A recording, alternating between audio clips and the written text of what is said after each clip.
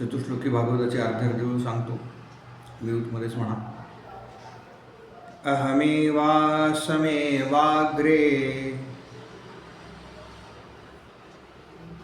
नान्यत् यत्सदसत्परम् पश्चादहं यदेतच्च यो वशिष्येत सोऽस्म्यहम् वृतेऽर्थं यत्प्रतीयेत न प्रतीयेत चात्मनि तद्विद्यादात्मनो मायां यथा भासो यथा तमः यथा महान्ति भूतानि भूतेषु चावचेष्वनु प्रविष्टान्यप्रविष्टानि तथा तेषु न तेष्वहम् एतावदेव जिज्ञास्यम् तत्त्वजिज्ञासुनात्मनः अन्वयव्यतिरेकाभ्याम् यत्स्यात् सर्वत्र सर्वदा. गोपाल कृष्ण भगवान की जय. गोपाल कृष्ण भगवान की जय. गोपाल कृष्ण भगवान की जय. भगवंत म्हणतात, या चराचर सृष्टीच्या निर्मितीपूर्वी जे काही अस्तित्वात होतं ते मीच आहे. या चराचर सृष्टीमध्ये जे काही आहे ते सुद्धा मीच आहे. आणि या सृष्टीचा लय झाल्यानंतर जे काही शिल्लक राहील ते सुद्धा मीच आहे. ज्याप्रमाणे दृष्टीदोष झाला असता आकाशामध्ये रात्रीच्या वेळेला एकाच्या ऐवजी 2 चंद्र आपल्याला दिसतात. ह्या दृष्टीदोषाला भगवंतांनी माया असं संबोधलेलं आहे. मायेच्या प्रभावामुळे आम्हाला भगवंत आणि इतर वस्तू अशा 2 वेगवेगळ्या भासतात. वास्तविक प्रत्येक वस्तू ही भगवंतांनीच व्याप्त आहे. आपले जे शरीर आहे ते पंचमहाभूतांनी बनले आहे. पृथ्वी, आप, तेज, वायू आणि आकाश, ज्याच्यामध्ये आम्ही अन्न ग्रहण करतो, प्राणी प्राशन करतो, वायू भक्षण करतो. म्हणजे ज्या पदार्थांपासून, ज्या वस्तूंपासून हा देह बनला आहे त्याच वस्तू, तेच पदार्थ आम्ही बाहेरून आतमध्ये घेतो. प्रत्यक्षामध्ये आतमध्ये त्या उपस्थित आहेतच. हेच भगवंत सांगतायत, मी तुमच्या आतमध्येच आहे, मी कुठूनही बाहेरून येणारा नाही. आणि आत्मतत्व नावाची वस्तू जी सदोदित सर्व ठिकाणी कायम सम आहे. समर्थ ज्याला आत्माराम असं म्हणतात, वेदांतामध्ये ज्याला वस्तू असं म्हटलेलं आहे, ज्याला सामान्य भाषेमध्ये आपण आत्मा असं म्हणतो. म्हणजेच भगवंतांचा जो अंश आपल्यामध्ये आहे तोच सगळीकडे आहे. चराचरामध्ये तोच अंश भरून राहिलेला आहे. हे जिज्ञासू जीवानी अन्वय आणि व्यतिरेक या साधनांनी जाणून घेण्याचा प्रयत्न करावा, असा या चतुश्लोकी भागवताचा अर्थ आहे. या चतुश्लोकी भागवताची परंपरा अशी आहे, प्रत्यक्ष भगवंतांनी ब्रह्मदेवाला हे सांगितले. ब्रह्मदेवांनी देवर्षी नारदांना सांगितले. देवर्षी नारदांनी हे 4 श्लोक व्यासांना सांगितले आणि व्यासांनी या 4 श्लोकांचा जो विस्तार केला तो विस्तार म्हणजे श्रीमद भागवत नावाचा ग्रंथ. 18,000 श्लोकांचं जे भागवत आहे त्याचा मूळ बीज काय आहे तर हे चतुश्लोकी भागवत आहे. या चतुश्लोकी भागवताचा पाठ तुम्ही सगळ्यांनी दररोज करावा. त्याचा एक वेगळा परिणाम आपल्याला पाहायला मिळतो. 3ऱ्या दिवसाच्या कथा भागाला सुरुवात करू. आपण भरत राजे पाहिले. भरत राजांनी काय केलं तर अजनाभ वर्ष जे होतं त्याचं नाव बदलून म्हणजे त्यांचं साम्राज्य एवढं पसरलं होतं की त्या सगळ्या खंडाला भरतखंड म्हणू लागले आणि भरतखंडावरून आपल्या देशाचं नाव भारत झालं, भारतवर्ष. आता वेगवेगळ्या पुराणांमध्ये याची वेगवेगळी कालमर्यादा दिलेली आहे. म्हणजे भरतराजांनी इतके वर्ष राज्य केलं. पण असं सांगतात की आजच्या भाषेमध्ये जर विचार केला म्हणजे त्या काळामध्ये वर्षांची कालगणना वेगळी होती, म्हणजे आयुर्मर्यादा वेगळी होती. कालगणना वेगळी होती याचा अर्थ आयुर्मर्यादा या भाषेमध्ये जर विचार केला आपण तर कलियुगामध्ये आपलं आयुष्य आहे 100 वर्षाचं. त्याच्यापेक्षा अधिक म्हणजे 1 शून्य वाढवला म्हणजे 1000 वर्ष हे त्याच्या आधीच्या युगात. त्याच्यावरती 1 शून्य वाढवला म्हणजे त्याच्या आधीच्या युगात. त्याच्यावरती 1 शून्य वाढवला की त्याच्या आधीच्या युगात. अशा पद्धतीनं ही कालगणना सांगितलेली आहे मनुष्याच्या आयुष्यमानाची. तर ह्या भरतराजांचं असं झालं की या भरतराजांना राज्य करत असताना वैराग्य आलं अचानक. आपल्याकडे अकाली वैराग्य येणं हे सुद्धा चुकीचं आहे असं सांगितलं आहे. याचं कारण वासना जर पूर्ण झाल्या नाहीत तर पुन्हा आपण त्या चक्रामध्ये अडकतो. त्याच्यामुळे एकतर इच्छांचा त्याग, वासनांचा त्याग आणि मग येणारं वैराग्य, मग घेतला जाणारा संन्यास एका विशिष्ट वयानंतर. म्हणून आपल्याकडे 4 आश्रम जे आहेत ते तेवढ्या करत आहेत. पण यांना केव्हा आलं तर असं सांगतात वयाच्या 35व्या वर्षी यांना वैराग्य आलं. म्हणजे तोपर्यंत यांचं हे सम्राट झालेले आहेत. राज्य करत असताना वयाच्या 35ला अचानक वैराग्य आलं आणि सगळं सोडलं यांनी आणि जंगलामध्ये राहायला गेले. भगवंतांच्या प्राप्तीकरता वनामध्ये राहावं, वानप्रस्थ स्वीकारला.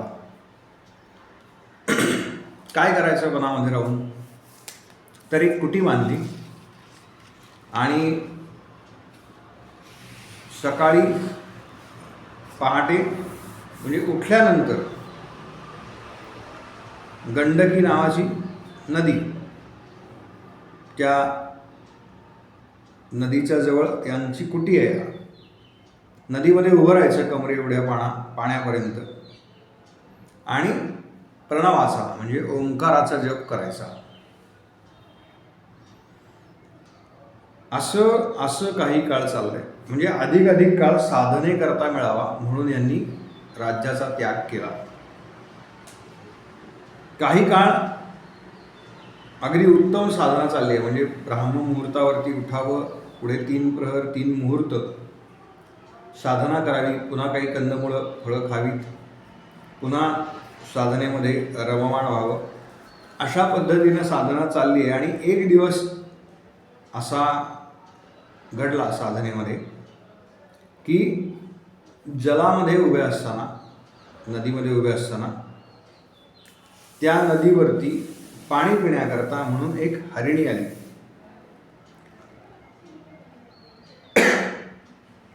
हे नदीच्या खालच्या बाजूला उभे आहेत, प्रवाहाच्या जिथून प्रवाह पुढे जातो, आणि वरच्या बाजूला ती हरिणी आहे.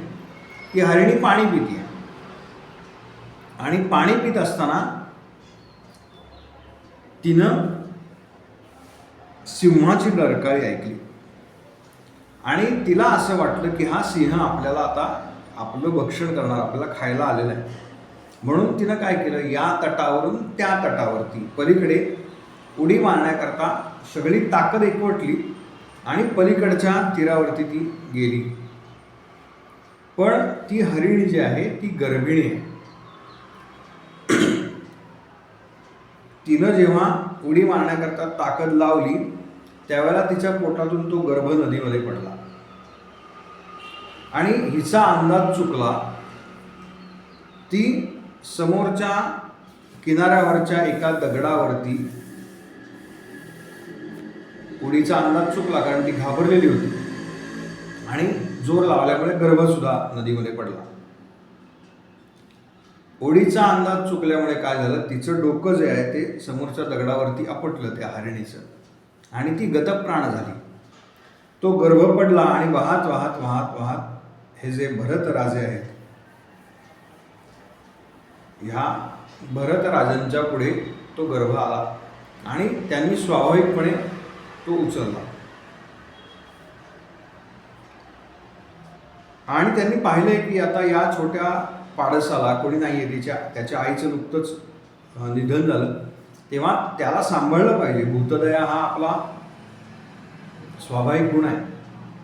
त्यामुळे त्या पाडसाला घेऊन ते आपल्या कुटीमध्ये आले आणि आता त्या पाडसाला मोठं करण्याकरता म्हणून त्यांची धडपड सुरू झाली. मग ते खूप लहान आहे म्हणून मग त्याला काय कोवळं लुसलुशीत गवत हवं, त्याचं इतर पालन पोषण केलं पाहिजे, त्याचं रक्षण केलं पाहिजे, म्हणून ते त्याला कुटीमध्ये बांधून म्हणजे सांभाळून ठेवायचे, दार लावून ठेवायचे, त्याला बाहेर जाऊ द्यायचे नाही, कोवळं गवत खायला द्यायचं. म्हणजे ज्या करता त्यांनी राज्याचा त्याग केला होता, मला यम नियम आसन ध्यान धारणा, प्रत्याहार ध्यान आणि धारणा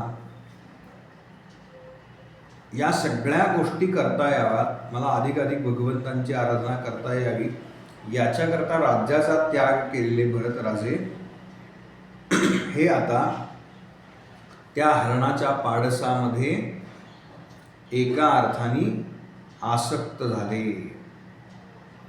उठता बसता केवळ त्यांना त्या हरणाची चिंता लागली. भोजन करण्याकरता ते जी फळं आणायचे तर ते भोजन करते वेळी सुद्धा त्यांना असं वाटायचं की अरे यातलं काहीतरी दिलं पाहिजे, कारण त्यांच्यामध्ये मनामध्ये हा विचार होता की आईशिवाय हे असलेलं पाडस, त्याला हरणांच्या कळपामध्ये कसं राहायचं हे माहिती नाही, काय खायचं हे माहिती नाही, तेव्हा मला याचा सांभाळ केला पाहिजे. म्हणजे संपूर्ण राज्याचा त्याग केला तरी सुद्धा हरणामधली आसक्ती काही सुटली नाही. आणि एकदा हे कुटीच्या आसपास ते खेळायचं, जसं थोडं मोठं झालं तसं ते उड्या मारायला लागलं, कुटीच्या आसपास खेळायचं. एकदा हे भरत राजे काही पदार्थ आणण्याकरता, काही फळं आणण्याकरता म्हणून काही अंतरावरती गेले होते, तेव्हा एक दुसरा हरणांचा कळप आला आणि या छोट्या पाडसानं पाहिलं की मी मी यांच्यासारखा दिसतो, जे माझ्याबरोबर राहतात ना, किंवा मी ज्या कुटीमध्ये राहतो, मी काही त्यांच्यासारखा नाही आहे. त्यांच्यात आणि माझ्यात काहीतरी भेद आहे. पण हे जे सगळे आलेत ना आत्ता, हे माझ्यासारखे आहेत. याचा अर्थ मी यांच्याबरोबर गेलं पाहिजे. आणि त्या कळपामध्ये ते हरणाचं पिल्लू सामील झालं आणि ते निघून गेलं. त्याने त्या कुटीचा त्याग केला. लक्षात घ्या, भरत जेव्हा परत आले ना, तेव्हा त्यांनी पाहिलं की अरे, कुटीमध्ये आपण जिथे हरणाला नेहमी सुरक्षित ठेवत होतो, त्या पाडसाला ठेवत होतो, तिथे ते पाडसं नाही. कदाचित एखाद्या लांडग्यानी याची शिकार केली नसेल ना, वाघ सिंह तर आले नसतील ना, कोण एखादा जंगली कुत्रा आला नसेल ना की ज्याने त्याला पळवून नेलं. असे वेगवेगळे विचार करत करत करत करत ते इतके आसक्त झाले होते की त्या विचारामध्ये राहून राहून राहून राहून त्यांची प्रकृती खंगली आणि यथाकाल त्या हरणाच्या चिंतनामध्ये देह पडला. आसक्ती किती किती एखाद्याचं अधःपतन करते, याच्याकरता ही कथा आहे भागवतामध्ये. आसक्तीनं माणसाचं काय होतं, एकेकाळी सम्राट असलेले भरतराजे केवळ त्या हरणाच्या आसक्तीमुळे पुढचा जन्म जो मिळाला ना, तो त्यांना हरणाच्या योनीतला मिळाला. त्याच जंगलामध्ये एका हरिणीच्या पोटी त्यांनी पुन्हा जन्म घेतला. आणि जेव्हा ते स्वतंत्र झाले थोडेसे, तेव्हा बरोबर या कुटीपाशी, कारण त्यांना हे सगळं ज्ञात आहे. भागवतामध्ये 2 जण असे आहेत की ज्यांना आपले पूर्वजन्म ज्ञात आहेत. त्यातले एक आहेत देवर्षी महाराज, देवर्षी नारद महाराज, आणि दुसरे म्हणजे हे भरतराज. त्या कुटीपाशी येऊन ते आता थांबायला लागले. मृगयोनीची प्राप्ती झाली. पण आता पूर्वजन्माची स्मृती पक्की असल्यामुळे ह्या योनीत सुद्धा त्यांनी काही त्याग केले. ते म्हणजे कोणतेही हिरवा चारा खायचा नाही. म्हणून मग वाळलेला चारा खायचा, झाडाची खाली पडलेली पानं खायची, आणि त्या योनीमध्ये जे काही स्मरण शक्य आहे भगवंतांचं, ते स्मरण करायचं. असा काळ घालवला. संपूर्ण जीवन त्या जसे तपाला बसायचे आधीच्या जन्मामध्ये, तसेच या हरणाच्या योनीमध्ये सुद्धा 2 पाय पाण्यामध्ये बुडवून बसायचे, तप करायचे, असा उल्लेख आहे. आणि त्या नदीमध्येच त्यांनी आपलं शरीर यथाकाल देह सोडला. आणि आधीच्या सगळ्याचा परिणाम म्हणून जो 3रा जन्म भरतांचा सांगितला जातो, तो पुन्हा ब्राह्मण कुळामध्ये मिळाला. अंगिरस गोत्राचा एक ब्राह्मण आहे, त्याच्या पोटी हे यांनी पुन्हा जन्म घेतला. आधी काही भाऊ सांगितलं, 9-10 पुत्र सांगितले त्या ब्राह्मणाला, आणि त्या कुळामध्ये या भरत राजांचा जन्म झाला. योगायोग असा की नामकरण जे झालं त्या मुलाचं, ते सुद्धा भरत असंच झालं. पण भगवंतांच्या बद्दलची त्यांची जी स्मृती आहे, त्यांनी जी केलेली तपश्चर्या आहे, ही सगळी स्मृती त्यांची अगदी पक्की आहे. म्हणून त्यांनी असं ठरवून टाकलं की मला या जन्मामध्येच मुक्ती हवी आहे, तेव्हा मी नवीन कोणतंही प्रारब्ध तयारच करणार नाही, नवीन कोणतंही कर्म केलं नाही की कर्माचं प्रारब्ध मिळणार नाही. आधीचं जे आहे ते भोगणार, आणि उपजीविके करता म्हणून वेगळं काही मी प्रारब्ध निर्माण करणार नाही, कोणाशी काही बोलणार नाही. आणि म्हणून कोणाशी काही बोलले नाही. उपनयन झालं असा उल्लेख आहे, मौंजी बंधन झालं, त्याला उत्तम शिकवावं मुंज झाल्यानंतर तरी बोलायला लागेल. आपण गुरुचरित्रामध्ये अशी कथा वाचतो बघा की मुंजी बंधन झालं आणि ते बालक बोलायला लागलं. तर असं वाटलं याला की असं तरी होईल, पण नाही. कोणाशीही बोलायचं नाही, कोणी काही दिलं तर खायचे. वडिलांना फार या गोष्टीचं दुःख होतं की आपला पुत्र असा निपजला. वास्तविक सर्व ज्ञान होतं बरं का, पण त्या ज्ञानाचं प्रदर्शन करायचं नाही, कारण त्यातून पुन्हा कर्म तयार होतं. त्या कर्मफलाचं पुन्हा प्रारब्ध भोगावं लागतं, चांगलं वाईट दोन्ही. म्हणून सामान्य जी माणसं होती ना, त्यांना असं वाटायचं की हा मूढ आहे, मूर्ख आहे, कदाचित हा बहिरा आहे, काही करत नाही, एखाद्या जडासारखा नुसता बसून असतो. म्हणून नावापुढे जड असा शब्द लागला आणि म्हणून नाव जे पडलं ते जडभरत. बऱ्याच वेळेला आपण ऐकतो बरं का कथा, तर ती जडभरत राजाची कथा म्हणून सांगतात. तर भरत राजे आहेत आणि त्यांना काय विशेषण लागलं किंवा उपाधी लागली असं आपण म्हणूया. कोणतंही नवीन प्रारब्ध करायचं नाही. काय कुणी दिलं तर खायचे, कुणी नाही दिलं तर नाही. अनेक त्यांच्या जे भाऊ आहेत त्यांनी त्यांचा जो छळ केला आहे, म्हणजे 2-2, 3-3 दिवस उपाशी ठेवला आहे किंवा शिळं अन्न खायला दिलं, पण हे काही म्हणायचे नाहीत. कारण त्यांना पक्क होतं की मी जर काही आत्ता बोललो आणि काही प्रारब्ध तयार झालं तर पुन्हा मला ते भोगावं लागेल.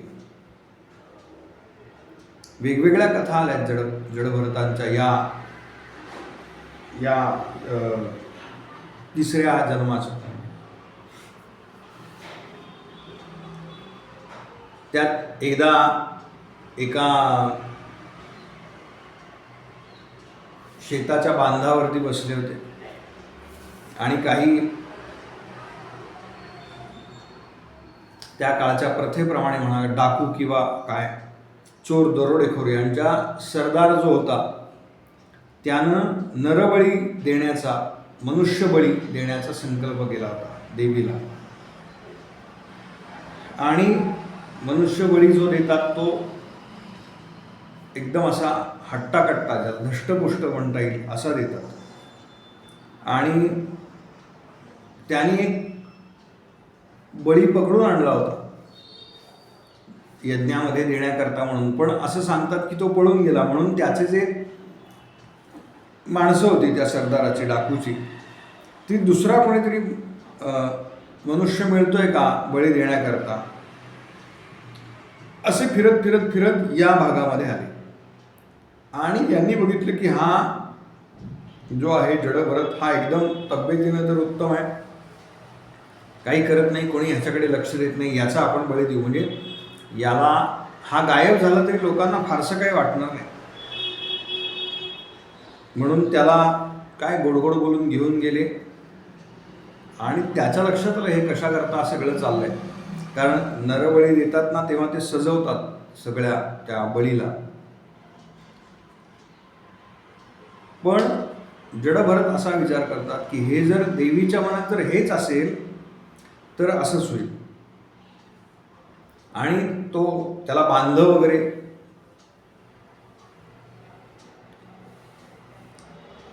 पुष्पमाळा घातली आहे. तो रात्रीच्या वेळेला मोठा यज्ञ प्रज्वलित केला आहे आणि ते सगळे वाद्य वगैरे वाजत आहेत. पण याचं कर्म एवढं चांगलं होतं किंवा साधना आधीच्या जन्मांमधली होती की असं सांगतात की ज्यावेळेला बली देण्याकरता म्हणून तो जो प्रत्यक्ष तलवार चालवणारा, शस्त्र चालवणारा जेव्हा यांच्या जवळ आला तेव्हा ती जी देवी आहे समोर उभी भद्रकाली, ती मूर्तीमधून प्रगट झाली आणि तिनं त्याच्या म्हणजे ज्याच्या हातात तलवार होती, खड्ग होतं, ते खड्ग तिनं घेतलं आणि तिनं तो जो बळी देणारा होता त्याचंच मस्तक उडवलं. सगळे लोक घाबरले आणि पळून गेले. हे पुन्हा सुटले जडभरत. आणि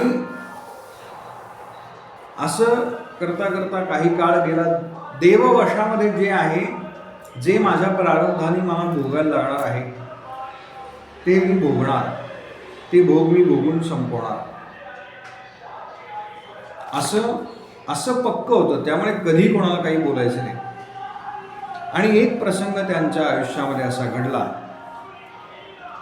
की ज्याच्यामध्ये रहुगण नावाचा राजा हा चालला होता आपल्या पालखीमध्ये बसून कपिल मुनींच्या आश्रमामध्ये. कपिल मुनींना त्यांच्याकडून अनुग्रह घेण्याकरता म्हणून हा चालला होता. तेव्हा त्याच्या पालखीचे जे भोई होते, जे पालखी उचलतात, त्या भोयांपैकी एकाला खूप ताप भरला आणि त्याला काही पुढे चालणं शक्य होईना. म्हणून बाकीच्या भोयांनी पालखी खाली ठेवली आणि कोणी मिळतंय का पालखी उचलायला तर बघू. आणि त्यांनी पाहिलं की हा धष्टपुष्ट माणूस झाडाखाली निवांत बसलाय. म्हणून त्यांनी या भरताला आपल्या पालखीला झुंपण्याकरता म्हणून घेऊन गेले. आता जे भोई असतात किंवा एखाद्याचं काम ठरलेलं आहे, वर्षानुवर्ष तो तेच काम करतो, तर त्याला तो त्या कामामध्ये तेवढा सफाईपणे करत असतो. पण भरताचं काही हे काम नव्हतं आणि प्रत्येक गोष्टीमध्ये ईश्वर पाहण्याची जी समवृत्ती झालेली होती, त्याचा परिणाम असा झाला की जेव्हा ते चालत असत ना, तेव्हा पायाखाली किडा येऊ नये, मुंगी येऊ नये, मुंगळा येऊ नये. कारण तो जर पायाखाली चिरडला गेला तर पुन्हा ते कधी ना कधीतरी भोगावं लागणारच आहे. कळत घडू देत कर्म किंवा न कळता, नाही का, न कळता पद अग्नीवरी पडे, न करी दाह असे कधी न घडे. अग्नीवरती आपला पाय चुकून पडला काय किंवा मुद्दामून पडला काय, उदबत्ती पेटवलेली असताना त्याचं जे पुढचा भाग आहे त्याला चुकून हात लागला काय किंवा मुद्दामून हात लागला काय, त्याचा जो गुण आहे अग्नीचा, दाह करणं, हा तो त्याचा गुण सोडत नाही. म्हणून कळत कर्म घडलं काय किंवा न कळत घडलं काय, त्याचं जे प्राक्तन आहे, त्याचं जे फळ आहे, ते विशिष्ट कालावधीनंतर भोगावंच लागणार आहे. म्हणून हा खाली बघून जेव्हा चालत होता तेव्हा पायाखाली काही किडा मुंगी आली तर तो पाय वर उचलायचा किंवा उडी मारायचा. याच्यामुळे काय व्हायचं तर पालखीत बसलेला जो राजा आहे तो मागे पुढे व्हायचा. आणि झालं असं की त्याच्या लक्षात आलं की हे भोई काही व्यवस्थित चालत नाही. बरं, एक पहिल्याच वेळेला जर ओरडलं नाही तर हे वाढत जाईल. बघा, एखाद्याने चूक केली आणि त्याच वेळेला जर सांगितलं नाही आपण किंवा ती करेक्ट केली नाही तर त्याचे मोठे परिणाम काही काळानंतर भोगावे लागतात. म्हणून राजानं काय केलं, उपरोधिकपणे हा बोलला की अरे तू एवढा दष्टपुष्ट आहेस, म्हणजे मला असं वाटतंय खरं तर तू एवढा दष्टपुष्ट आहेस, जाड आहेस, अंगाने हट्टाकट्टा आहेस, हे बाकी तुझ्यापेक्षा काय अंगाने पण तेवढे नाही आहेत, पण तरीसुद्धा तू फार थकलायस असं वाटतंय. कारण तुझं शरीर एवढं हट्टकट्ट असून सुद्धा ते काही ताजतवाना दिसत नाही, असं तो पुष्कळ बोलला. आणि त्यावेळेला ते सगळं ऐकून भरत पहिल्यांदा त्या ठिकाणी बोलले असा उल्लेख आहे. ते राजाला म्हणतात, राजा तू जे आत्ता बोललास ना ते खरं आहे, पण ते तू या देहाचं वर्णन केलंस. तू म्हणालास की मी जाड आहे, हट्टाकट्टा आहे, तो माझा देह आहे. कृश असणं, जाड असणं, बारीक असणं उंच असणं, बुटका असणं, हे सगळे जे आहेत ही देहाची लक्षणं आहेत. राजा, मी काही देह नाही, मी आत्मा आहे.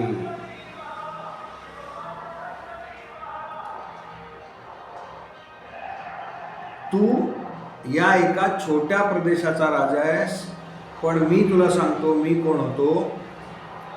काही काळापूर्वी मी या संपूर्ण पृथ्वीचा राजा होतो.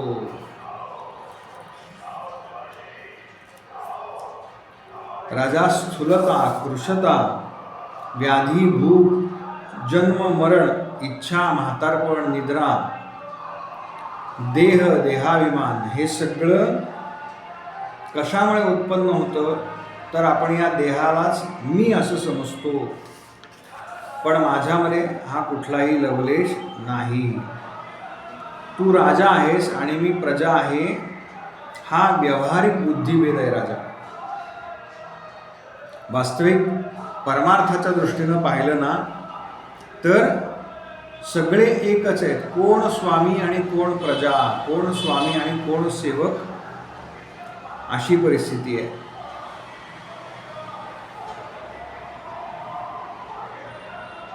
तुला जर असं वाटलं की तू मला काही शिक्षा करणार आहेस आणि मला जर असं वाटलं की माझ्याकडून काही चूक झाली आहे म्हणून तू मला शिक्षा करणार आहेस, तर राजा, चूक करणारा कोण आणि शिक्षा देणारा कोण, कारण दोघेही आपण एकच आहोत. तो असं काहीतरी बोलल्यानंतर राजाचे एकदम डोळे उघडले. कारण राजा चाललाय कपिल मुनींकडे त्यांचा अनुग्रह घेण्याकरता. हे ब्रह्म नावाचं तत्व काय आहे हे समजावून घेण्याकरता चाललाय. बरं, तो चाललाय कसा, तर पालखीतून चाललाय. संतांकडे जेव्हा जायचं असतं ना तेव्हा फार फार साधेपणानं जायचं असतं बरं का. याच्याकरता ही कथा आहे. मी कोणीतरी आहे. गुरूंकडे जेव्हा आपण जातो ना तेव्हा सगळ्यात पहिल्यांदा त्याग करावा लागतो. तो या मीपणाचा त्याग करावा लागतो. ज्ञानेश्वरीमध्ये शब्द आहे, संतांच्या घरामध्ये प्रवेश करायचा असेल तर काय करावं लागतं. येथे सेवा हाच दारवंटा. सेवेशिवाय संतांच्या कुटीमध्ये प्रवेश नाही. आणि सेवा करत असताना ती सेवा मी करतोय या अहंकाराने जर ती केली तर त्याचा कोणताही फायदा होणार नाही. हे सगळं राजानं ऐकलं आणि राजाला असं वाटलं, अरे बापरे, मी ज्या कपिल मुनींचं दर्शन घ्यायला चाललोय कदाचित हे ते कपिल मुनी तर नाहीत ना. मी ज्यांच्याकडून ब्रह्मज्ञान मला तुम्ही द्या, ब्रह्मज्ञानाची शिकवण द्या, त्याचा उपदेश करा, हे सगळं सांगा, याचं कारण मी आत्तापर्यंत असं कुणाकडूनच ऐकलेलं नाही. आणि म्हणून राजाने पालखीतून उतरला आणि त्यांनी ह्या जडभरतांच्या चरणावरती आपलं मस्तक ठेवलं. महाराज म्हणाला, मला क्षमा करा, माझ्याकडून चूक झाली. आपण कोण आहात? आपण साक्षात कपिलदेव तर नाही ना. याचं कारण तुम्ही आत्ता जे मला सांगितलेत ना, या सगळ्याचा अभ्यास करण्याचा मी प्रयत्न करतोय, पण ते मला अजून जमत नाहीये. आणि ते तुम्हाला जमलंय याचा अर्थ तुम्ही कोणीतरी महान व्यक्ती असणार. आपण कोण आहात? आणि मग ह्या रघुगण राजाला भरतांनी उपदेश केला, त्याला आपला शिष्य बनवलं. त्याच्याकडून हा अभ्यास करून घेतला की विषयासक्ती कशी सोडायची.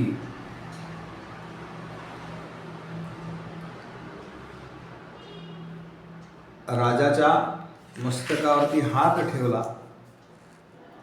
संसार नावाचं जे अरण्य आहे त्या अरण्याचं यथार्थ वर्णन राजाला सांगितलं. राजा प्रपंचामध्ये असताना अनेक विषय हे आपल्या अवतीभोवती असतातच. आणि प्रपंचामधल्या गोष्टी चोरण्याकरता, त्याला लुबाडण्याकरता 6 चोर कायम तयार असतात. काम, क्रोध, लोभ, मोह, मद आणि मत्सर, ज्या आपल्याला परमार्थामध्ये फार बाधक ठरतात. या एक एक गोष्टींचा त्याग करत करत करत किंवा त्याचा उपयोग करून घेऊन त्या वृत्ती ज्या आहेत त्या सगळ्या परमार्थाकडे वळवाव्या लागतात. राजा, मी म्हणजे देह ह्या गोष्टीचा एकदा त्याग केला आणि सर्व ठिकाणी तोच परमात्मा भरून राहिलेला आहे, ही दृष्टी जेव्हा तयार होते तेव्हा त्यालाच ब्रह्मज्ञान असं म्हणतात. ब्रह्मज्ञानाचं स्वरूप काही वेगळं नाही. राजाला यथाकाल भरतांनी मुक्त केलं आणि त्याच्यानंतर योग्य काळ पाहून स्वतः सुद्धा या देहातून मुक्त झाले. असं भरत राजांचं चरित्र, ज्याच्यामध्ये जडभरत या योनीमध्ये असताना आधीच्या जन्मातले आपण राजा असलेले, राजा असताना संपूर्ण आसक्तीचा त्याग करून वनामध्ये गेले आणि तपश्चर्या केली, पण त्या हरणाच्या पाडसाचा त्याच्या चिंतेनं पुन्हा आसक्त झाले आणि त्या आसक्तीचा परिणाम म्हणून पुन्हा जन्म भोगावे लागले. जी योनी प्राप्त झाली ती हरणीची झाली.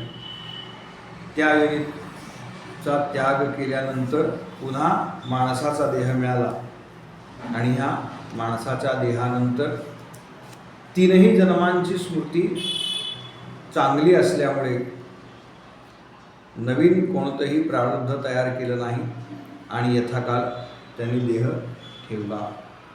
हरे नमः, हरे नमः, हरे नमः.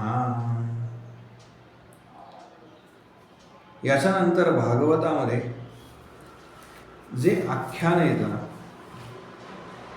ते अजामिळाचं आख्यान, अजामिळ उपाख्यान असं ते आख्यान येतं. 6व्या स्कंदामध्ये आहे भागवताचं. हे आख्यान काय आहे मुळामध्ये, तर असं सांगतात की एकेका गोष्टीचा त्याग करत करत करत करत आत्ताच्या आख्यानामध्ये आपण पाहिलं, कथेमध्ये आपण पाहिलं की एका जन्माचं प्रारब्ध भोगण्याकरता दुसरा जन्म, दुसऱ्या जन्माचं जे काही प्रारब्ध आहे ते भोगण्याकरता किंवा ते संपवण्याकरता पुढचा जन्म, असे कित्येक जन्म चालूच आहे फेरा. पण तो फेरा कशानं टळतो, तर नाम साधनेनं टळतो.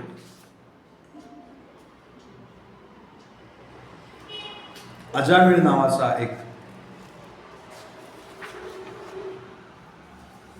ब्राह्मण सांगितलाय, पण त्याला संगती चुकीची लागली आणि मग तो वाईट मार्गाला लागला. एक दिवस हा अजामिळ रस्त्याने चालला होता त्यात आणि त्यानं एक स्त्री आणि पुरुष हे कामक्रीडा करताना पाहिले आणि त्या कामनेनं त्याचं मन अस्वस्थ झालं आणि त्याच्या मनामध्ये सतत तोच विचार घोळायला लागला.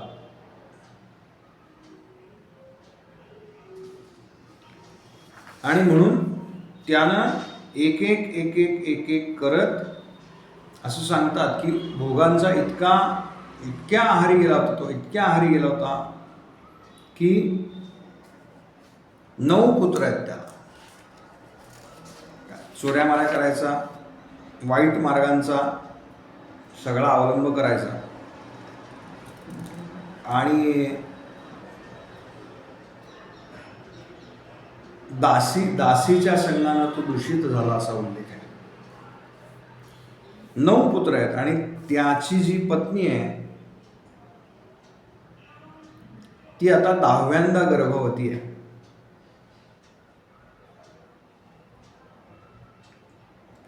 दहाव्यांदा गर्भवती झालेली असताना प्रसंग असा घडला की काही संन्यासी त्या गावामध्ये भिक्षा मागण्याकरता आले त्याच्या नगरीमध्ये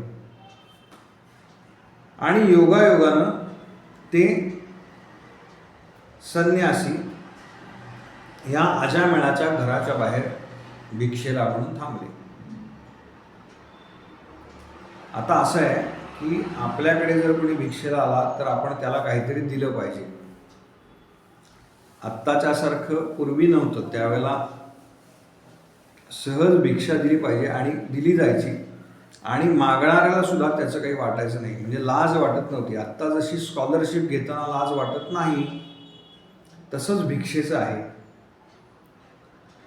भिक्षा माधुकरी मागून आपला उदरनिर्वाह चालवणं याला फार मोठं तेज लागतं बरं का.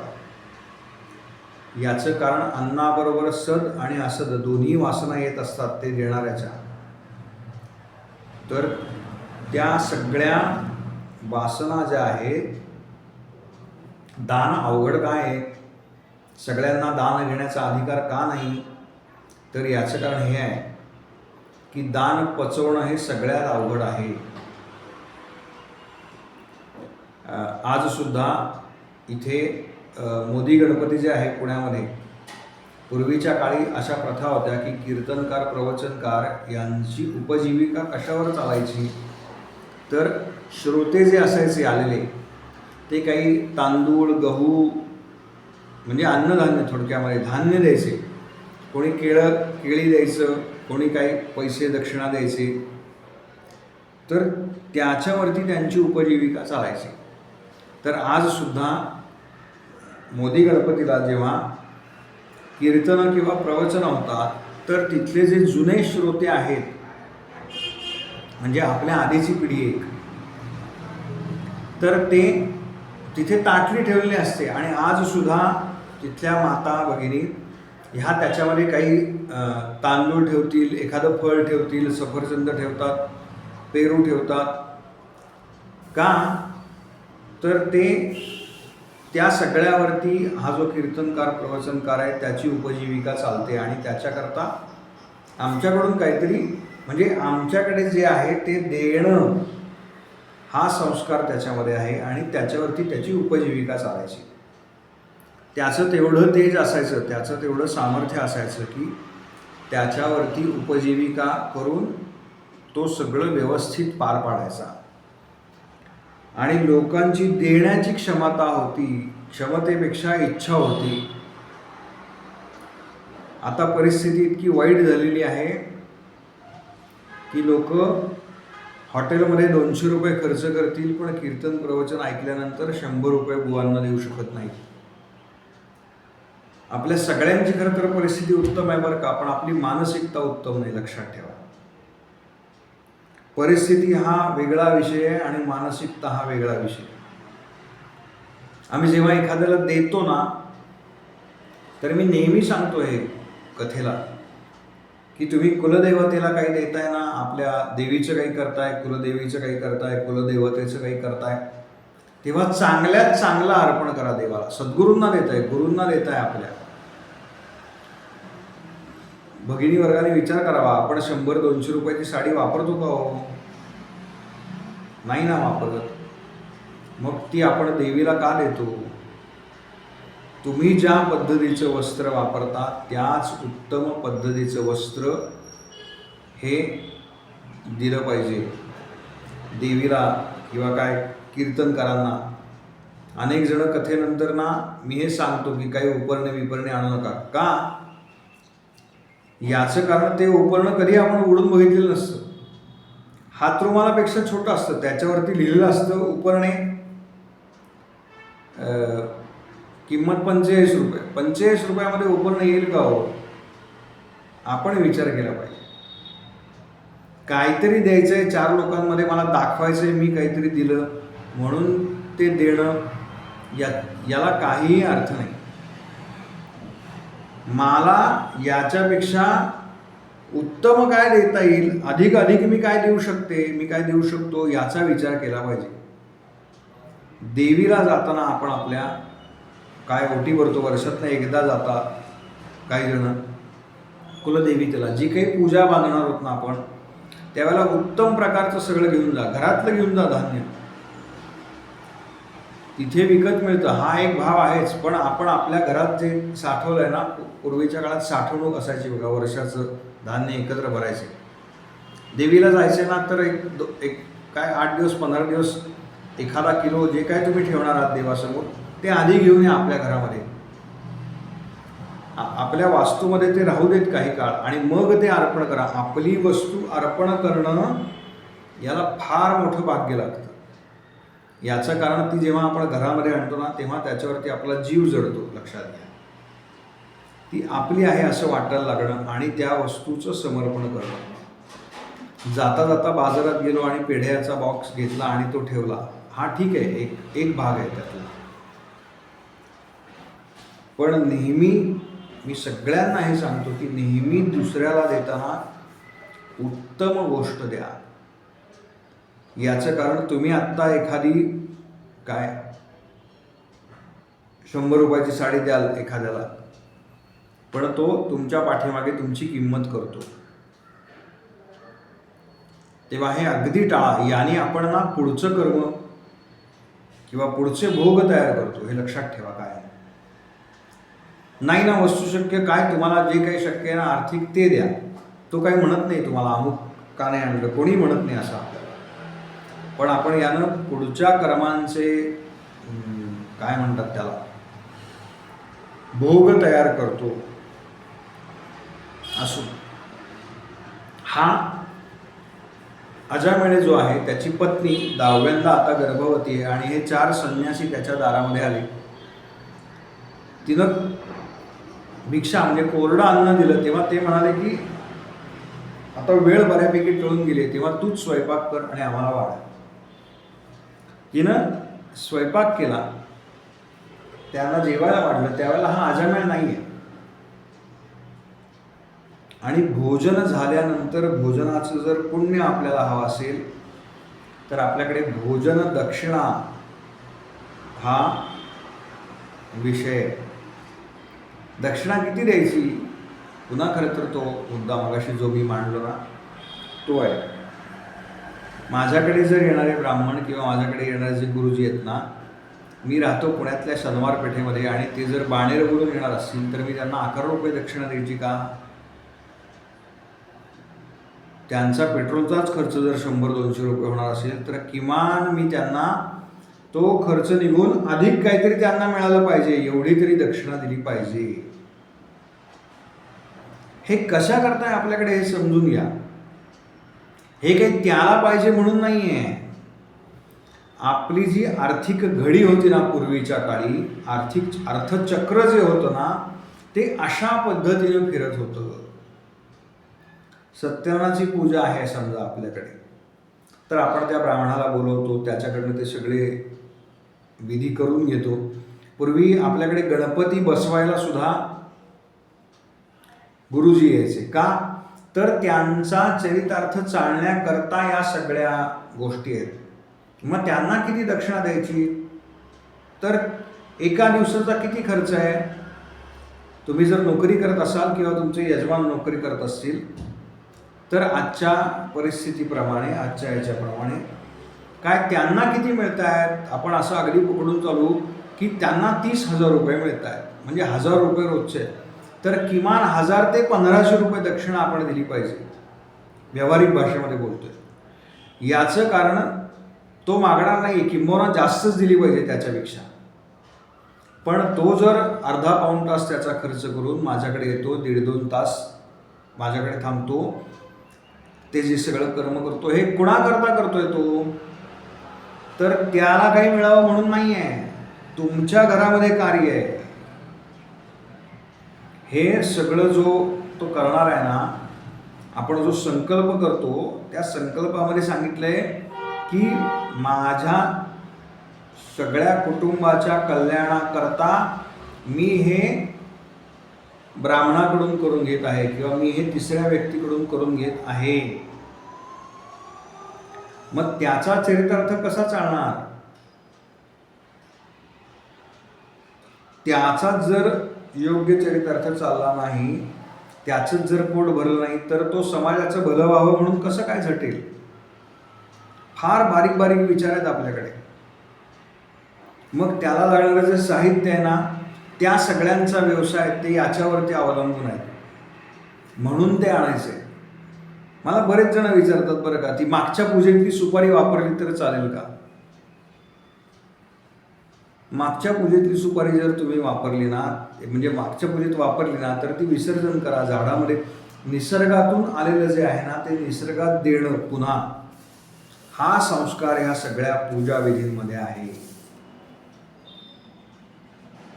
थोडं जरा विषयांतर झालं, पण मला हे मांडावं असं वाटलं आज, म्हणून मी मुद्दाम तुमच्यासमोर मांडलं.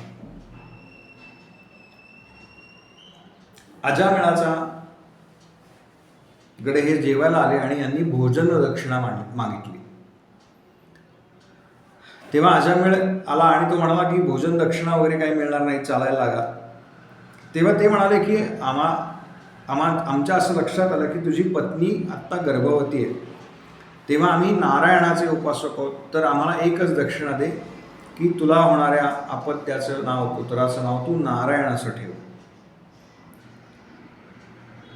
झालं, ते निघून गेले आणि तो विसरून गेला होता. पण हिच्या लक्षात होतं, हिनं जसं आपल्याला पुत्रप्राप्ती झाली तसं त्याचं नाव नारायण ठेवलं. आता लहान जे बाळ असतं ना, किंवा लहान मुलगा जो असतो सगळ्यात आपल्याला, तो अधिक प्रिय असतो असं म्हणतात. आणि आता त्याच्यावरती बरं, लहान मुलाला काय त्याचं पालन पोषण करण्यात आईवडिलांचा फार महत्त्वाचा वेळ असतो, तो त्याच्यात जातो आणि सारखं नारायणा नारायणा नारायणा चालू झालं. त्याच्या मनामध्ये अजामिळाच्या आता या नारायणाबद्दल सतत विचार, म्हणजे नारायण जेवला का, नारायण झोपला का, नारायणानं पाणी पिलं का, अरे नारायणा इकडे ये, अरे नारायणा इकडे ये. तो खेळायला गेला तरी हाक मारून बोलवायचा. एक विशिष्ट कालावधीनंतर वय वाढत गेलं आणि हा अजामिळ जो आहे तो 88 वर्षाचा झाला.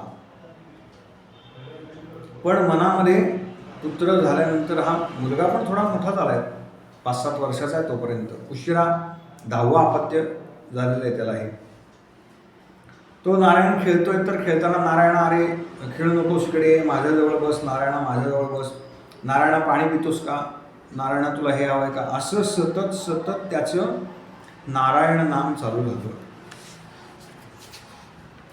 नामानं काय होतं, तर नामानं जळतील पापे जन्मांतरीची, नाम संकीर्तन साधन पै सोपे, जळतील पापे जन्मांतरीची, जन्म जन्मांतरीची पाप नाहीशी होतात. आणि यथाकाल त्याचा काळ आला, अंथरुणावरती पडलाय, मनामध्ये अखंड नारायणाचं चिंतन चालू आहे, मुखानं नारायण नारायण म्हणतोय, मुलाला हाक मारतोय, नारायणा माझ्या जवळ बस रे, नारायणा इथून जाऊ नकोस, नारायणा मला तुलाच पाहायचंय. असं सतत सतत सतत चालू आहे.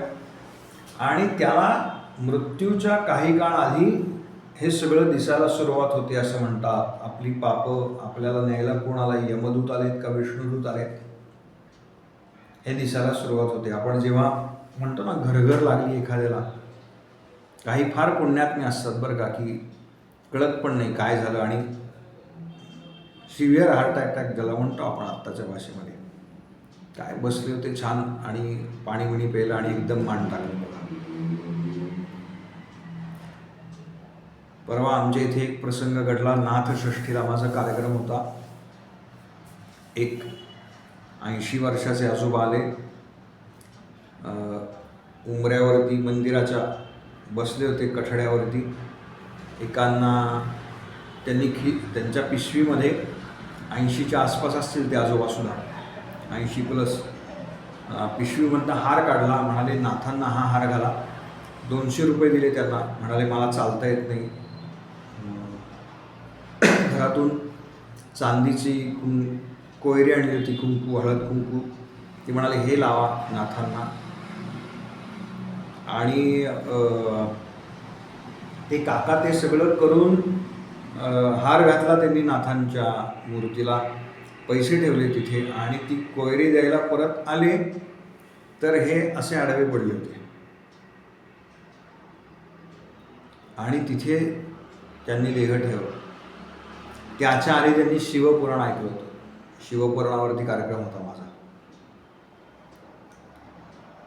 तर कसं असतं बघा. नंतर ते फोन झाल्या. त्यांना ॲम्ब्युलन्सनी हॉस्पिटलमध्ये नेलं. डॉक्टर होते जवळच, त्याच्यामुळे त्यांनी ती नाडी वगैरे तपासली होती सगळी. मग ते चालू असल्यामुळे थोडंसं दुगदुगी होती. त्यांना दवाखान्यात नेलं, पण नंतर तिथे डिक्लेअर केलं. पण काय कसा मृत्यू यावा ना. भगवंतांच्या त्या तत्वाबद्दल श्रवण केलेलं आहे. भगवंतांचं जे तत्व ज्या ठिकाणी विशेष रूपाने आरूढ आहे मंदिरामध्ये, सगळीकडेच आहे, पण आपण मंदिरात का जातो तर विशेष प्राणप्रतिष्ठापना केलेली असते. तिथे आरूढ आहे, तिथे बसलेत. अंतकाळी दानधर्म केलेला आहे. फार विशेष आहे बरं का. म्हणजे घटना फार विशेष आहे. नाथषष्ठीचा दिवससुद्धा नाथषष्ठी. आणि अशा काळी म्हणजे पूर्ण कृतार्थ ज्याला म्हणतात ना, तसं जीवन जगले असतील ते. कदाचित लौकिकात काही कमी जास्त असेल, पण आंतरिक पूर्ण कृतार्थता होती. हार आणला होता, तो हार घातला. दक्षिणा ठेवली नारदांसमोर, इथे एकनाथांसमोर. आणि मग त्या पुढच्या प्रवासाला लागला.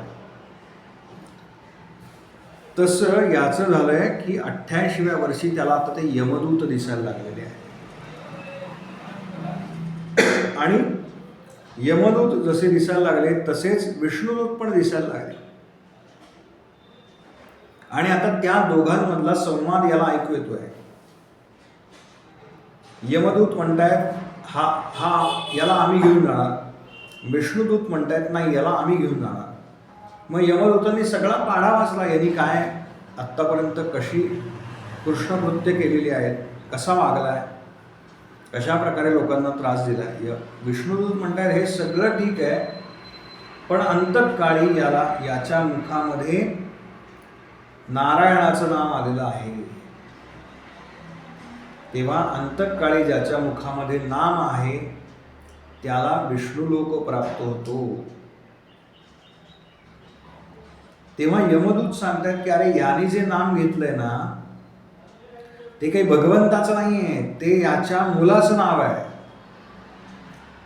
तेव्हा विष्णुदूत सांगतात ते नाम याच्या मुलाचं आहे का भगवंताचं आहे, यानं कोणत्या अर्थानं घेतलंय याला फार महत्व नाही, किंबहुना ते गौणच आहे. यानं नाम घेतलं हा मुद्दा आहे. आणि म्हणून याला आम्ही नेणार. हे सगळं तो पाहतोय बरं का. तेव्हा विष्णुदूत यमदूतांना म्हणतात की तुम्ही आमच्याकडे आमच्या लोकामध्ये चला, विष्णूंना विचारा, किंवा आम्ही यमलोकामध्ये येतो आणि तुमच्या समोर हे सगळं काय म्हणतात आपण समोरासमोर हा विषय करूयात. आणि हे सगळं या अजामिळाला दिसतंय, कारण त्याचा काही काळ शिल्लक आहे अजून. आणि यमराजांनी अशी काय म्हणतात असा निर्णय दिला की मुखामध्ये जेव्हा नाम येतं तेव्हा त्यानं आधी जी सगळी पातकं आहेत ती एक एक एक एक एक एक करत नाहीशी होतात आणि मुळामध्ये त्याचा परिणाम म्हणून याला काही आयुष्य सुद्धा प्राप्त झालेलं आहे.